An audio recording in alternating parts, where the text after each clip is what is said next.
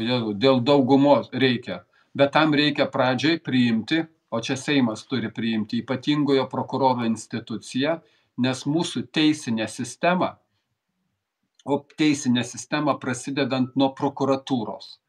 Nu, jie totaliai gali parašyti, čia net rusišką keiksmažodį reiktų pasakyti, bet nesakysiu, nes ką tik norit. Tai jeigu nepaimt tos teisinės sistemos ir šitoj vietoj, kadangi pirminis etapas prokuratūra, užtinkamos vietos, tai jie visokių čia aš vėl pasakysiu negražų žodį, jie pridarys tiek ir tiek.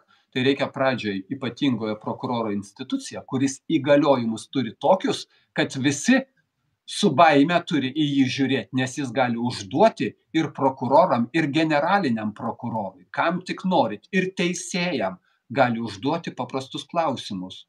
O gal jums reikia jau pagalbos? Aš atėjau, parodykit dokumentus. Ir jis turi teisę viską pasižiūrėti, viską patikrinti ir pasakyti savo verdiktą, kad dirbate blogai, nes padarėte tokių klaidų. Tai pradžiai prieš iškeliant senaties termino, mano nuostatose senaties termino turi nebelikti korupciniam nusikaltimam. Čia įskaitant ir Independence pavadinimu dujų laivą ir ką tik norit. Ir sklypą už 1 eurą viskam. O pirminiai turi būti parodomieji. Parodomieji.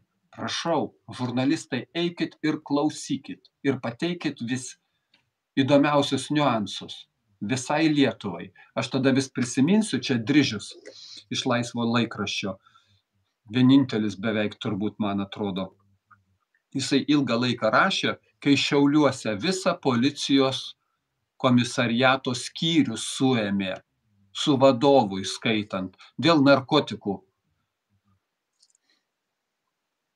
Gal ne kontraband, bet narkotikų prekiavimo, viršijimų įgaliojimais ir taip toliau. Visas skyrius buvo teisiamas.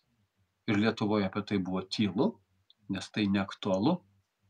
Tai čia turi būti parodomieji teismo procesai, nes jie auklėjamieji būtų, auklėtų tuos išdavikus, kurie dar yra pasilikę. Toliau.